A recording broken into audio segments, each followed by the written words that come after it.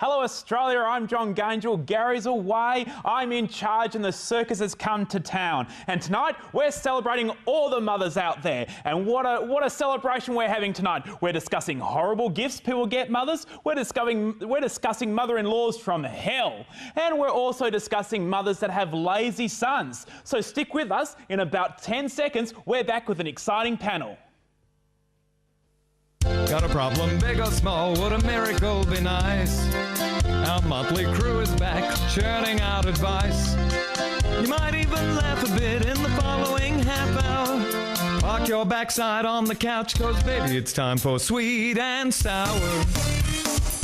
Right here on Sweet and Sour. Pour some sugar on me, baby. It's time for Sweet and Sour. Hello Australia and welcome to this Mother's Day special of Sweet and Sour. And let's get straight to our guest and what guest we have tonight. We've got a few virgins with us tonight on the show. Alex, Banzic, your first time on the show. How does it feel? It is. It feels nerve-wracking, but I'm in your tender care. So I'll fantastic. Yeah, don't worry about that. I'm a pro.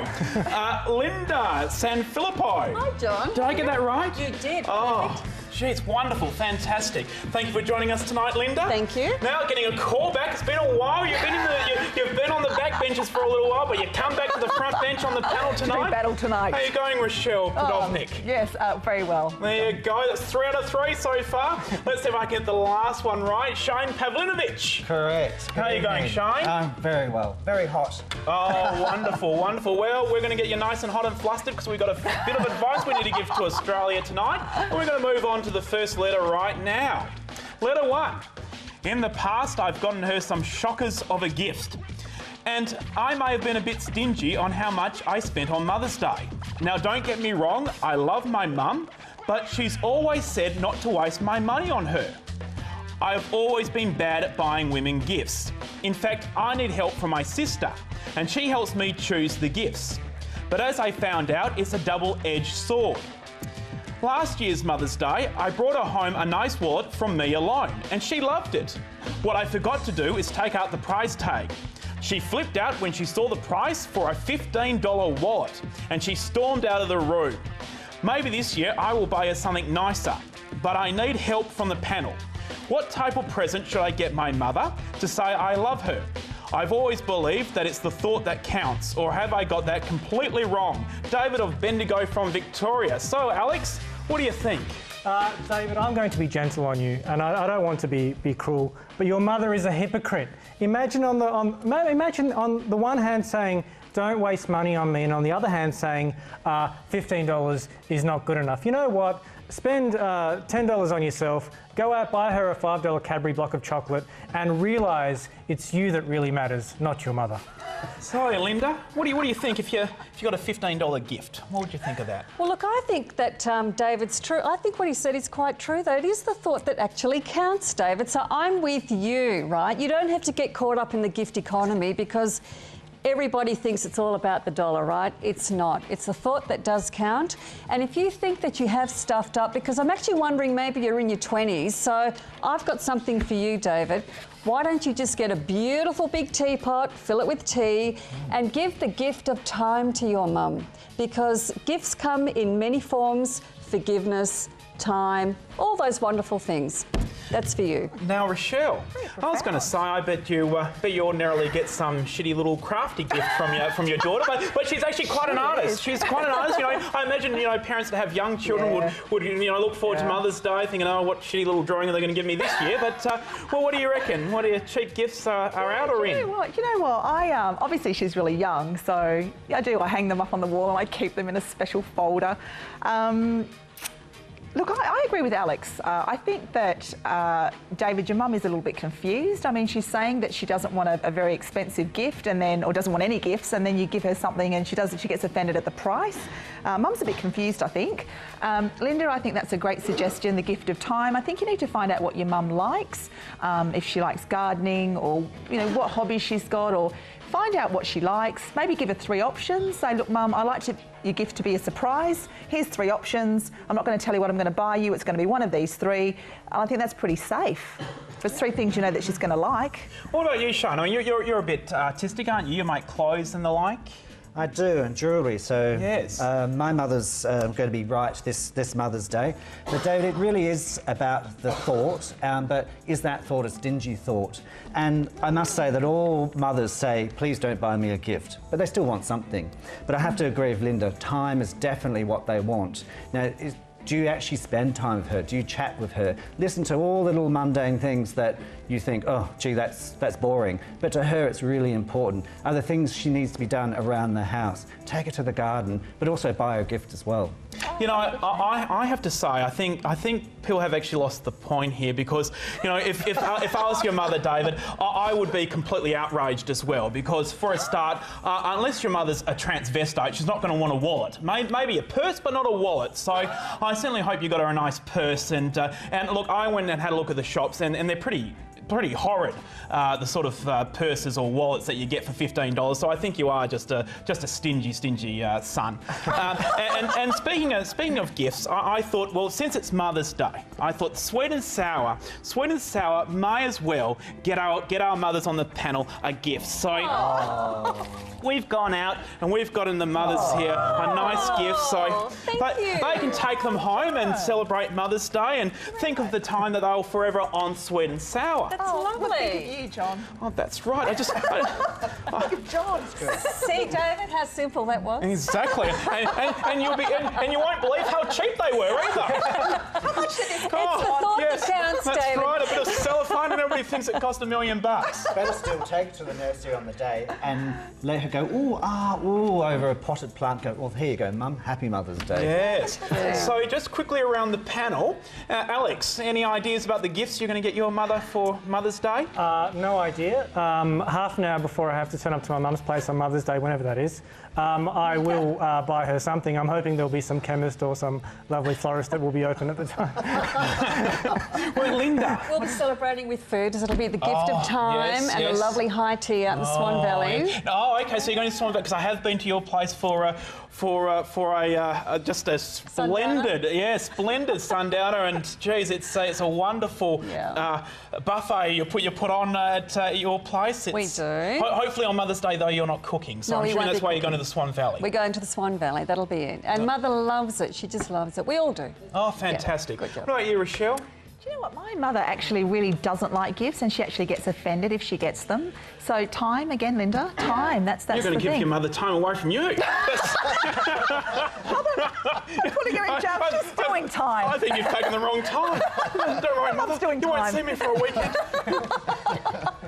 Well, what about yourself, Shane? Are you making something from the heart for your mum? I am. My mother's going to have both time, taking her out to nurseries, which she just loves doing. She's already spotted in my cabinets a fantastic Tahitian pearl necklace that I've made. I've also ordered a full-length vintage purple rabbit fur coat that's coming from London. Wow. And fresh flowers. She just loves fresh flowers. God, I'm a That's a bit horrible glamorous. person. I'm a really horrible person. I'm going to do what Shane's going to do. Alex, you're awful. I'm sorry, did I just hear the killing of animals on this show? And we're going, oh my God, wonderful. Oh, slaughter some more animals. Well, we're going to be slaughtering a few more letters after this break, and please stay with us because we'll be right back after these commercials. No, Oh my God, your mum sounds so glamorous. Oh my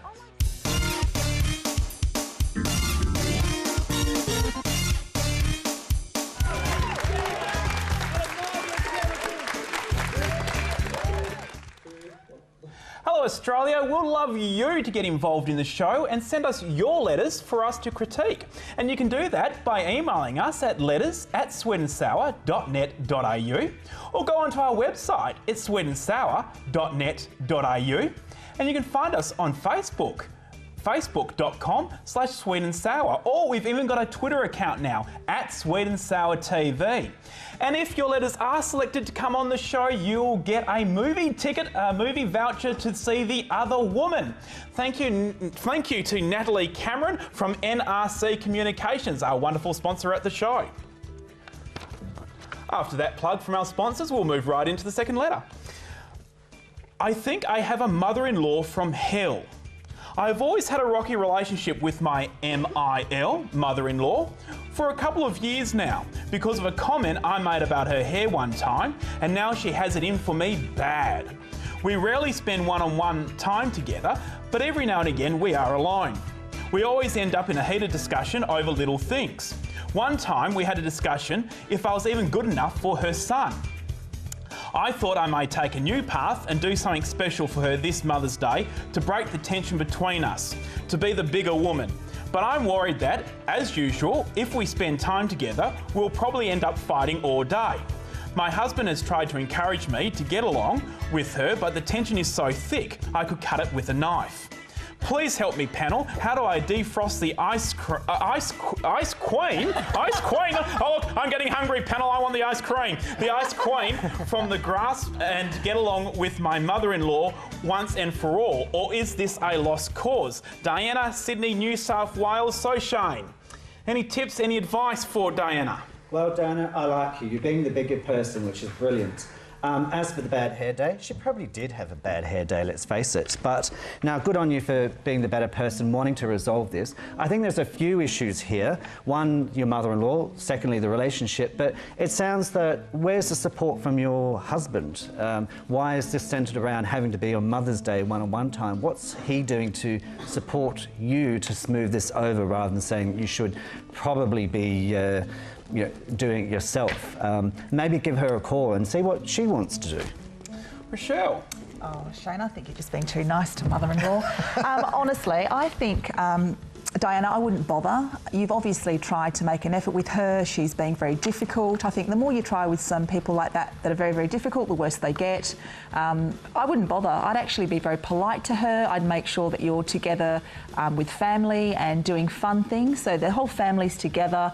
There's not that kind of situation where you're stuck with her. It's awkward. And there's lots of people around to be a bit of a buffer. Have a good time. Enjoy your family. Don't let her wreck anything.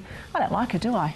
Well, Linda, any advice for Diana? Well, Diana, I really feel sorry for you because, you know, the old mother-in-law jokes, they're quite bad, aren't they? And really, if you've got a mother-in-law from hell, this can lead to marriage problems, and that's what we don't want for you, Diana. So what I'd like really to say to you is, you know, make sure that you maintain your own integrity all the time. Don't let your mother-in-law diminish you at all, because you know what? I'm a mother-in-law, and I just simply couldn't understand why somebody would want to be a bitch. I just don't get it. I really don't. You know, life, Diana, is about relationships and all about the essence of them. So, you know, if it's not going to work out, let it go. But I've got some tips for you anyway. And there's 6 very good rules for having a very good relationship with your mother-in-law. Now, the first one is always examine your role in any feud, Diana. That's very, very important. And that's a good start to having a very good, healthy relationship.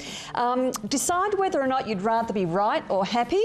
Work with your husband to develop a very, very good action plan. Make sure you set boundaries too, Diana, because if it's not going to work, it's never too late to set boundaries with your mother-in-law. You are the boss of your own home, and it's you and your husband that are the most important people in your marriage. And never, ever email your mother-in-law, especially when you're angry, Diana. Okay. Well, Alex, what do you think? Well, John, I must admit that I'm struggling to understand this one. Diana, I feel quite a lot of sympathy for you.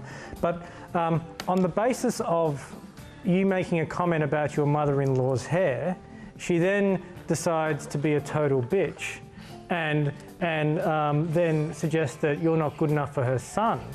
Terrible. I agree. I agree with the panellists. I think you're not at fault. I think your husband should be stepping up. He sounds like a bit of a mouse. He sounds like a meek and mild character, and he should be defending you.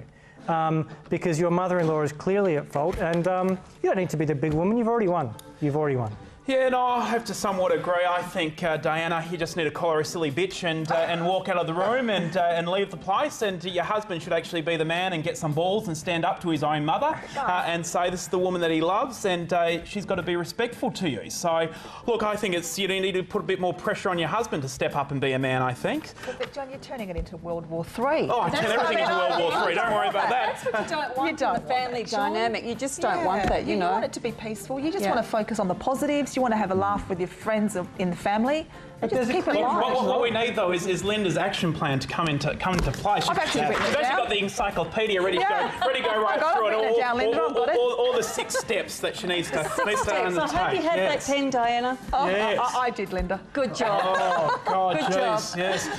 So Alex, I can imagine you're this type of person that every mother would want their daughter to bring home. I mean, geez, what are you, a managing director and? Oh, let's call it that. Exactly. The highest building in Perth. Just No, well, look, I see these things in black and white, and I really think there is a right and wrong here.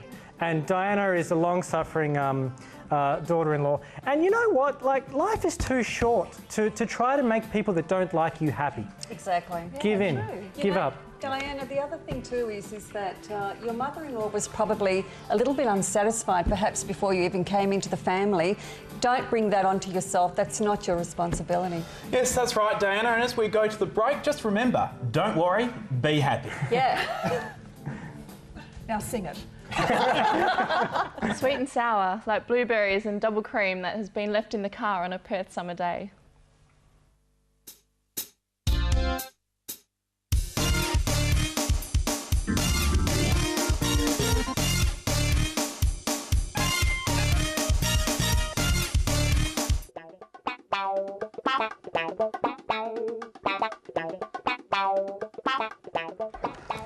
Oh, hello there. We're back from the orgy during the break. And we're going straight into our 3rd letter tonight.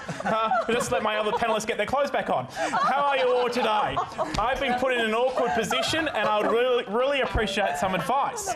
I'm currently working towards starting up my own business, landscaping. And I've just been asked by my mother to employ my younger brother. I just don't feel comfortable hiring him, as I know he is lazy, really takes instruction well, and just doesn't seem to have any interest or want in doing landscaping. She insists all these faults just need a strong boss figure to correct that, and I should stop being the lazy one. Despite the faults, I mentioned my brother is a great lad. I would sit and have a few beers with him, but I would never hire him. So what do you recommend I do? I want to tell her not to dictate my life and how to run my business and to shove off, but I was thinking maybe I should get a second opinion on how I could handle my mother more delicately. Any ideas? Fred, Broome, WA, Rashelle, any ideas? Now, Rashelle, just to let you know, I've been a bit remiss not telling Australia what you do. Now, you're an award-winning journalist, award-nominated journalist. Yeah, exactly. I do apologise. That wasn't to have a go at you or anything like that. This year you're going to win the award. Okay, Rashelle, the award-nominated journalist. Stage fright. Soon to be winner. Well, let's get back to Fred. Fred, I don't think you should work with your brother, and I don't know how you're going to tell your mother, but you need to tell her, look, he's great fun to hang out with, but you guys are going to obviously fall out if you start working together. He's really lazy, and I don't understand why your mum wants to put that conflict into your relationship, because that's what she's inadvertently doing. So I really think you do need to address that with mum. I don't know how, though. The panel here are going to tell you how, because I have an expert panel here, don't we? Okay, Shane. Well, we've hinted about what you do as well. I was just remiss. The upstairs are saying to me, you've got to let Australia know what they do. Now, you're somewhat of a designer extraordinaire. Yes, I'm right into jewellery. Former clothing designer, but these days into jewellery, especially pearls. So Fantastic. Yeah. And well, what pearl of wisdom would you give Fred from Broome in WA? Be tough. Be tough. It's your business, and when it comes down to it, people will watch how that business is operating. So if they see a loafer around in their garden or what have you, they're going to say, don't want that company. So you've got to be really careful. Don't have a loafer. Now, Alex, we've hinted at you as well. Now, you're a business guru, business advice guru, finance, you handle everybody's money. Yes. So Quarter Mentha specialises in companies that are in a bit of distress, and we do try to always assist our businesses and clients, which is why Fred is particularly apt in his observation, I think. Fred, I have to be blunt with you, like I've been blunt with some of the other people that have written in. Don't do it. Your brother is as you described him, lazy and no good. I think you're really starting your business on the wrong foot by hiring him. But you know what? Do it. maybe just give it a try. Now, can I just see say, what happens. Can I just say, Alex, I'm just looking at our TV screens and how you're positioned there. It looks like you're on blind date between the flowers there. Oh, you know. So mothers, any mothers that want Alex to go home with his daughter, email into us. I'm stealing your gift. But I mean, all the panelists. I don't want to judge what Linda's going to say, but I think you shouldn't do it. But look, if you want to try and prove your mother wrong, give it a go. Well, Linda, what do you think? Well, Alex, I'm not going to tell him to do it. Hey, Fred, I feel sorry for you because your mum's really placed the load on your shoulders, and like Rachel says, that's not your job. So I've got a bit of an idea. Why don't you work out his good habits, right, and send off a resume in his name.